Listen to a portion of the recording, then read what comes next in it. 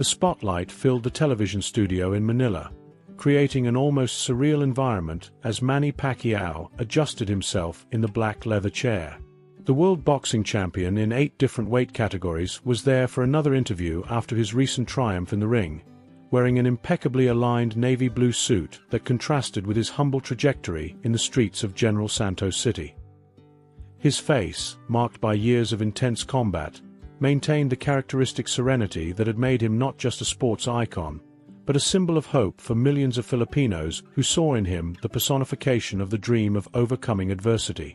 On the other side of the stage, patiently waiting in line for the fan question segment, was Roberto, a young man of approximately 20 years, with visibly worn clothes and a small package wrapped in newspaper under his arm.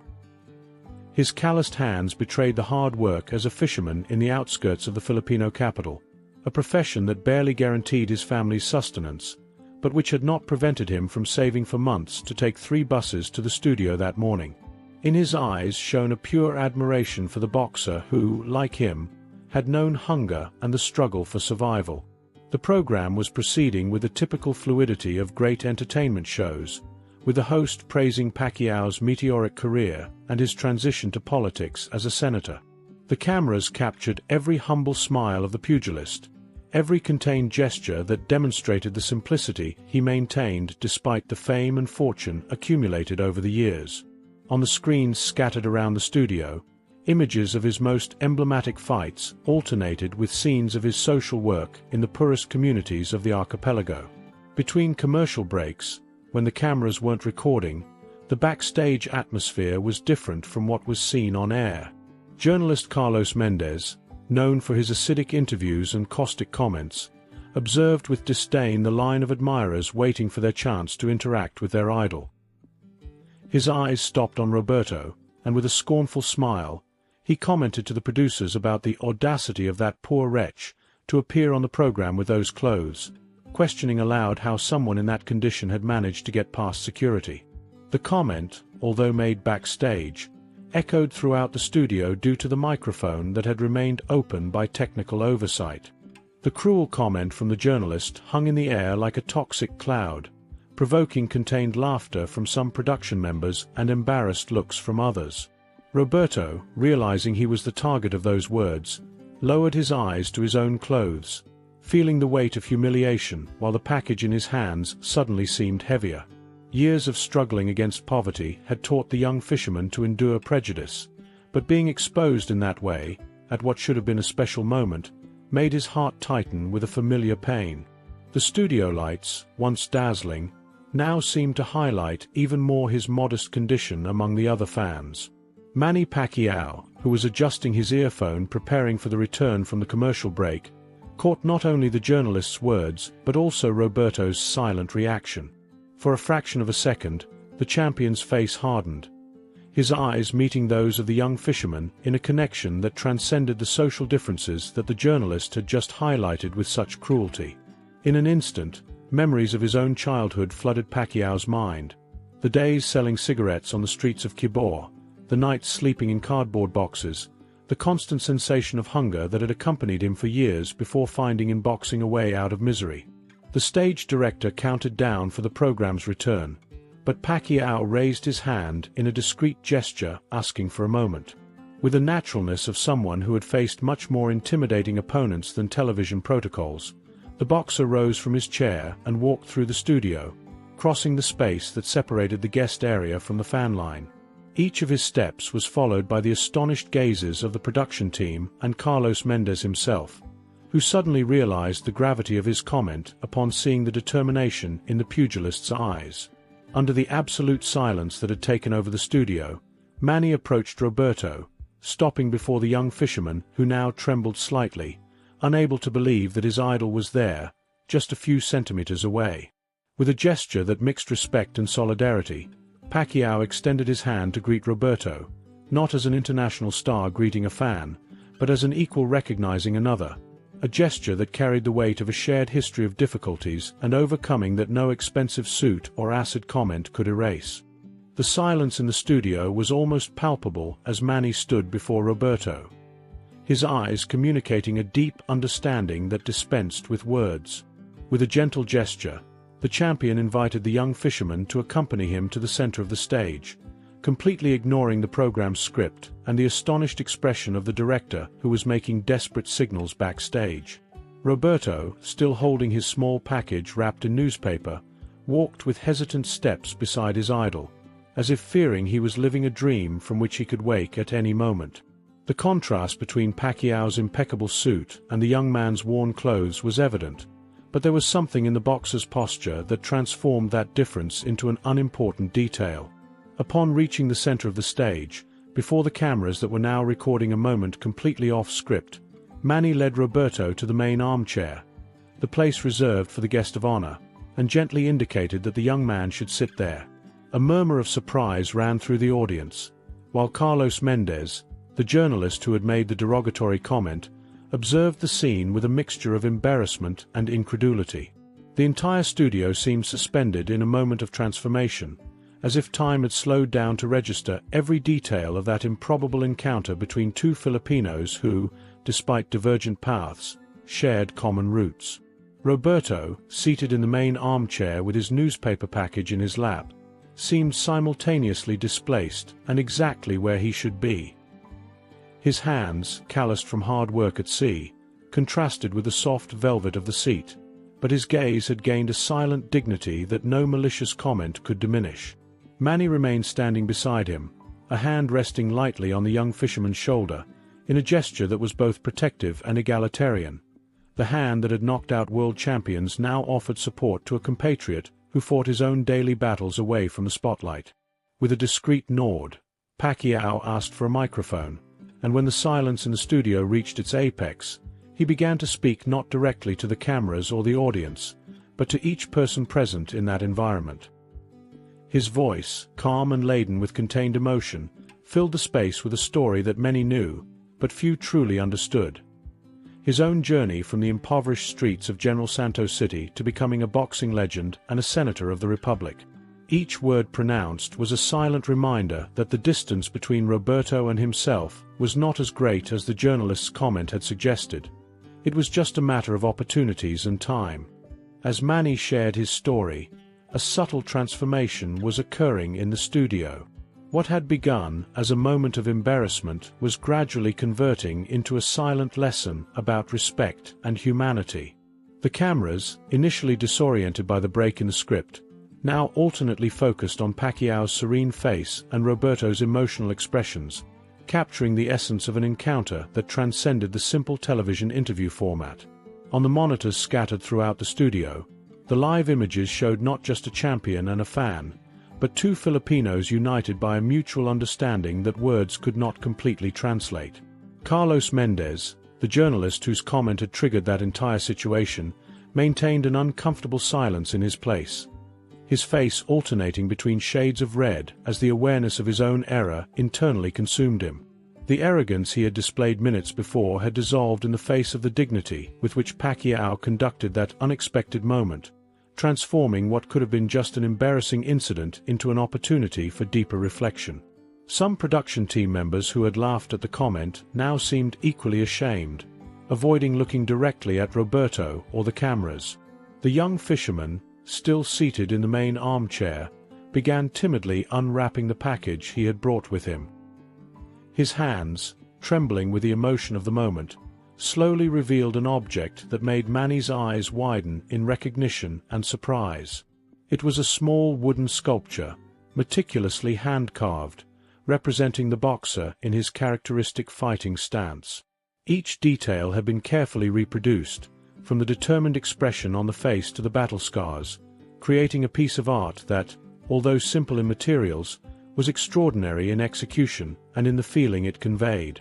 The studio audience, perceiving the significance of that gift, broke the silence with spontaneous applause that grew in intensity as Manny received the sculpture from Roberto's hands with a reverence rarely demonstrated by someone of his stature.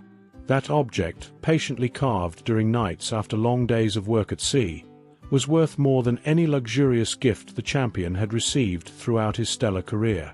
It was not just a physical representation of his image, but a tangible symbol of the inspiration his journey provided to ordinary people who, like Roberto, faced their own daily struggles away from the spotlight and headlines.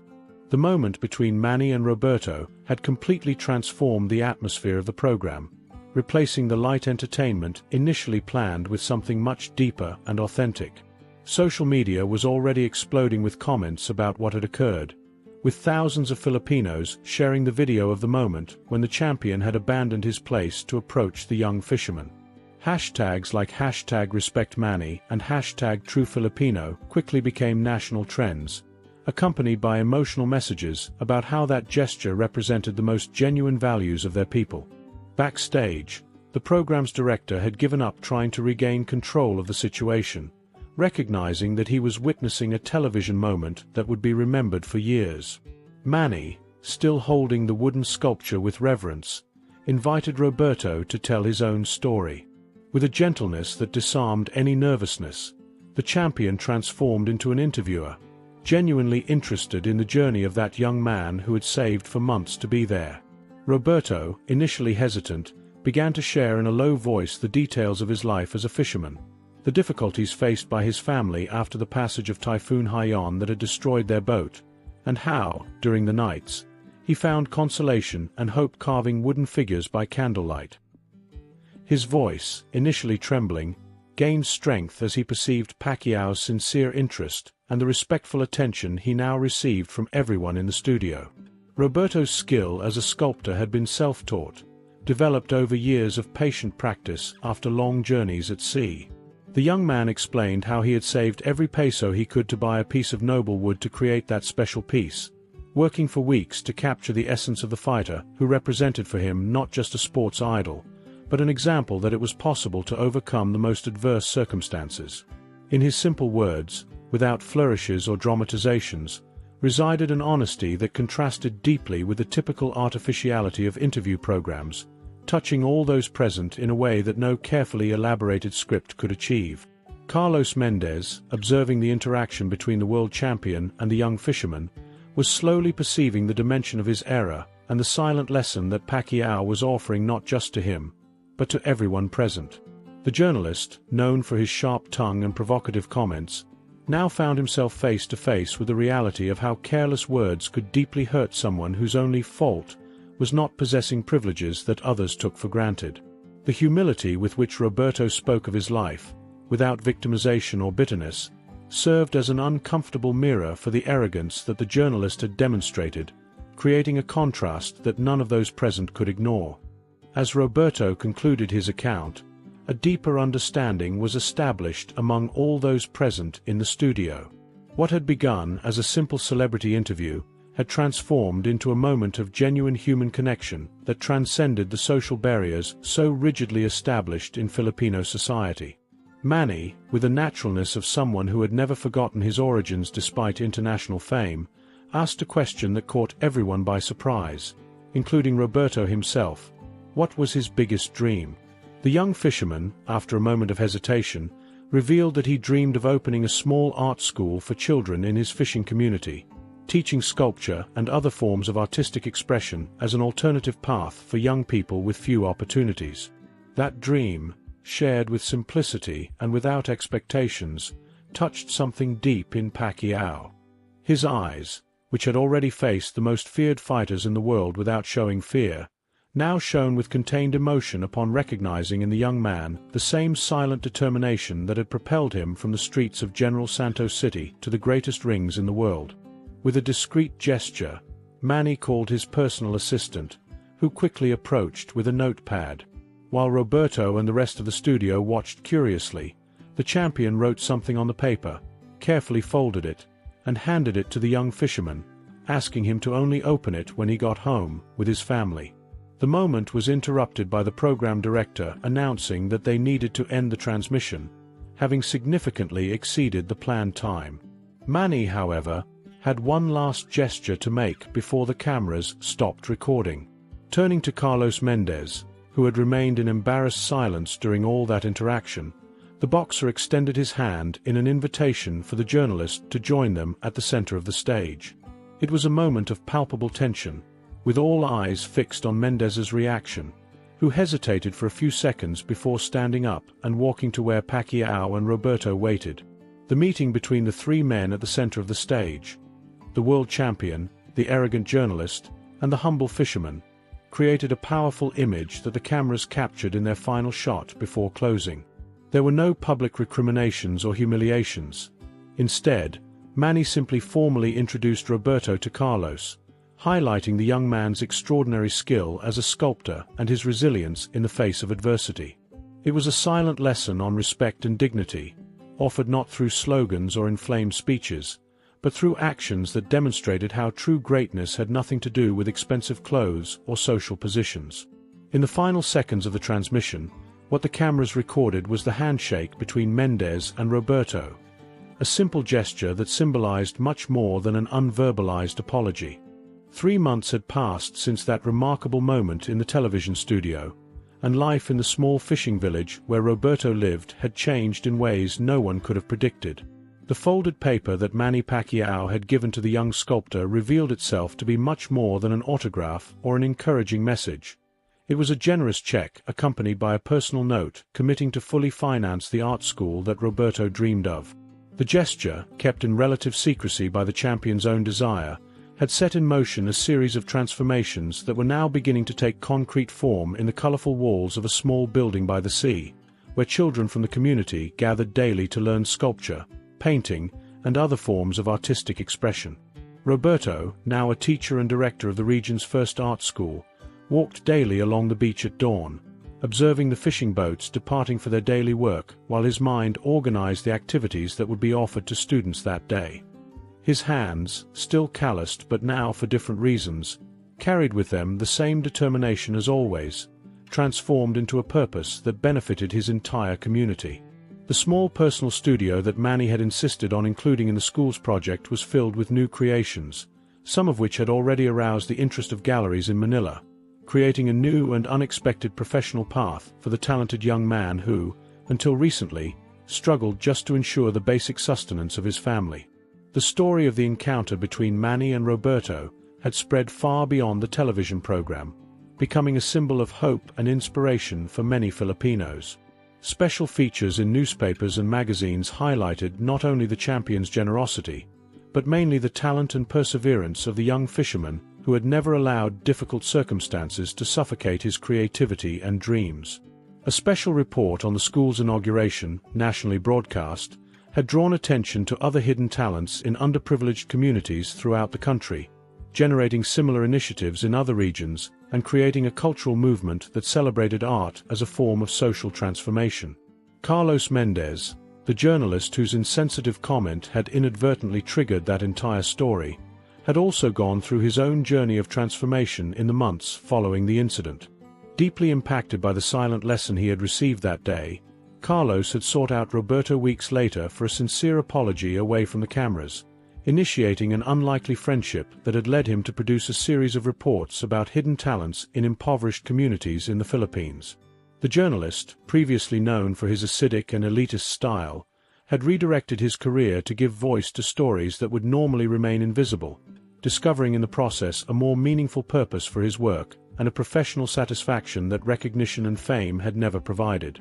On a sunny Sunday afternoon, a discreet car parked near the new art school in the fishing village.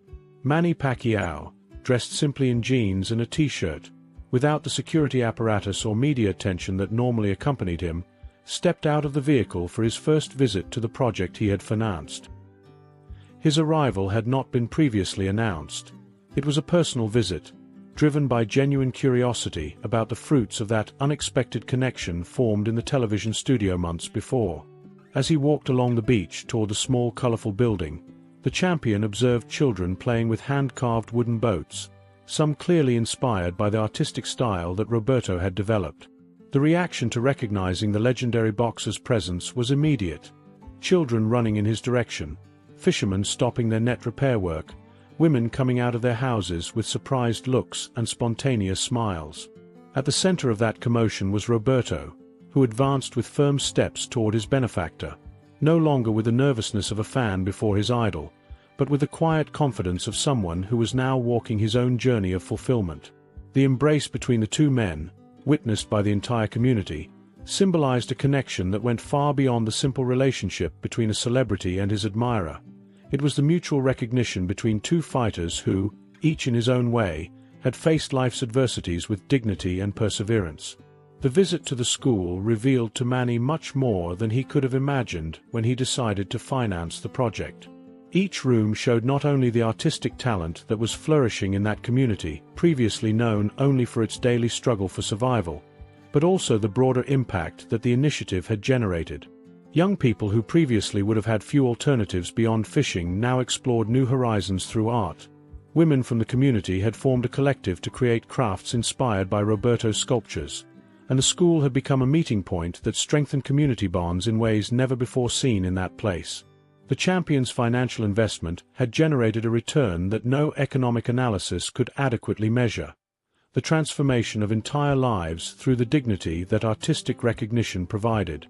At the end of the afternoon, sitting by the sea while observing the sunset tinting the horizon in orange hues, Manny and Roberto talked like old friends, sharing stories and dreams for the future.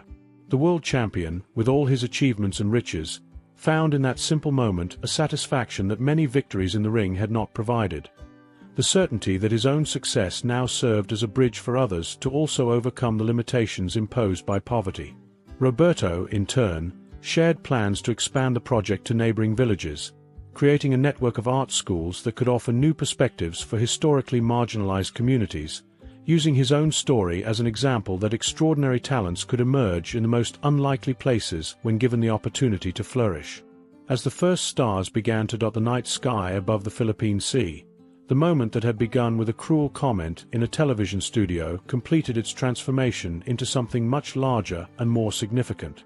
It was not just the story of a champion defending a fan, or of a rich man helping someone less fortunate. It was a profound lesson about how small acts, both cruel and compassionate, could trigger waves of transformation that extended far beyond their point of origin. On that beach, observing the lights of the fishing boats venturing into the night sea, Manny Pacquiao and Roberto represented two sides of the same Filipino coin: the struggle, resilience, and ability to dream that defined the spirit of a people who, despite all adversities, continued to believe in the possibility of better days. And as the champion himself had demonstrated throughout his extraordinary career, sometimes all that is needed to transform a dream into reality is someone who believes it is possible. If you like this kind of story, leave your like and subscribe to the channel so you don't miss out on the next videos.